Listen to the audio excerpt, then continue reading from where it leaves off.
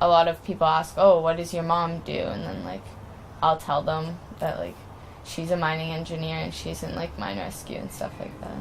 I'm Drägerman Hensher. I'm married with 2 children. I have a son and a daughter. My son is 19 and my daughter is 16. So I'm a mining engineer. I work in town here for Glencore, and I'm a mine rescuer. If you see someone out in the community and they're wearing mine rescue equipment, you know, you go up to them and you go, so are you on mine rescue? You know, what's with the hat? I was working at the mill when I first joined mine rescue, which is a little bit unconventional. We don't have very many mine rescuers that don't come from the mines. Anyone who has a good human nature really wants to save lives. I think it's really part of humanity, right? You know, there would be nothing worse than standing back and watching something happen and not having the capacity to do something, right? Knowing that something can be done. So having the capacity to be able to do what you need to do to save a life is pretty empowering. It's nice to see like that she does that, because like she's helping people out. It's been such a positive experience for me, and she's really been surrounded by it. So when I was training for the competition, to be technician for the competition this past year, the BG4 was sitting in the living room, you know, for weeks on end, right? And so she saw it. I've seen it, yeah, but I haven't been to any competitions. My mom sometimes like works on it in the living room, so I see it and it's pretty loud, so it's kind of annoying sometimes. It's, you know, I had the book out and I was studying, and when I wasn't actually having my hands in the BG4, I was reading the material, I was reading the handbook, I was reading the technician's manual. I don't know, sometimes I'll just be watching TV and then she'll be like, oh, I gotta do this now, so I gotta go up to my room, or I told her to go to the basement and do it, so she set up down there a couple times, but I really want to encourage more women to go into mining, so I would love to see my daughter express an interest in that career, because I think we're still very underrepresented in the industry, and I think it would be great, you know, the more women we can have join the industry, the better. The more diversity, period, right? Diversity is always a good thing, so. Okay, give it a shot. Stand up and try it. it's pretty heavy, but I don't think it's heavier than my hockey gear. No? No.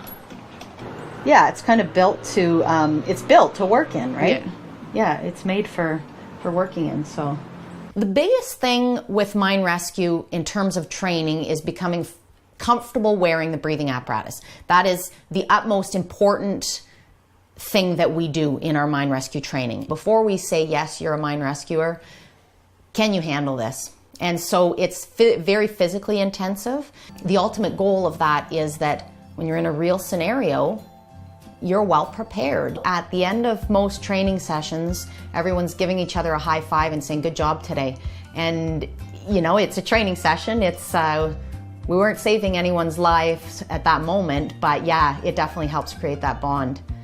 It's a family because we're all there for the right reasons, which are to help our co-workers in a time of need. Yes, I do consider myself a Drägerman.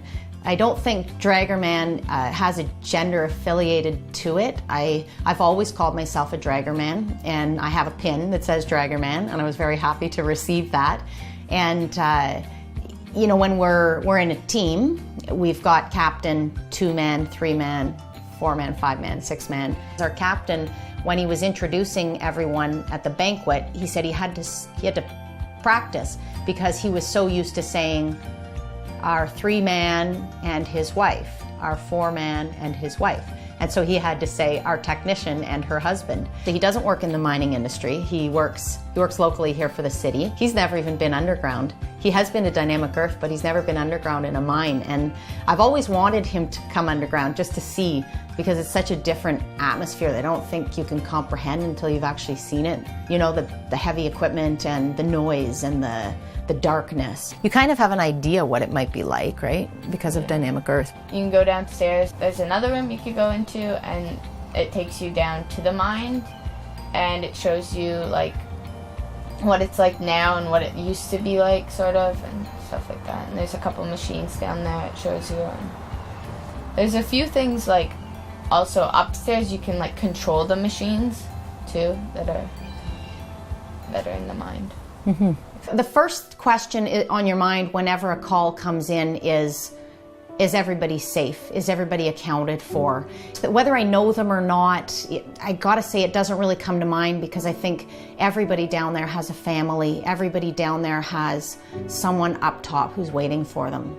So I remember hearing, well, I was like still half asleep, so like I remember hearing the phone ring, and then my mom was like, hello, like I remember her like asking who it was, and then I remember my dad waking up and asking who it was, and then my mom was like, okay, I gotta go, and then that's all I remember, because I don't think she knew I woke up, so I was just in my room, and then I fell back asleep. No, most of the time the phone rings and I keep the phone beside my bed because it's my alarm clock. So I generally answer it pretty quick. So yeah, I definitely did not know she woke up in the middle of the night. I think it's kind of just because it's always sort of been there, it's kind of normal, right? Yeah, I guess. Yeah.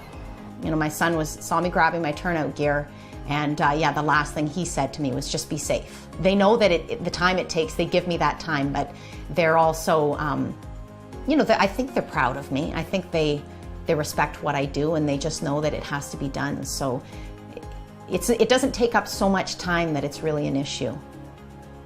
You make time for it.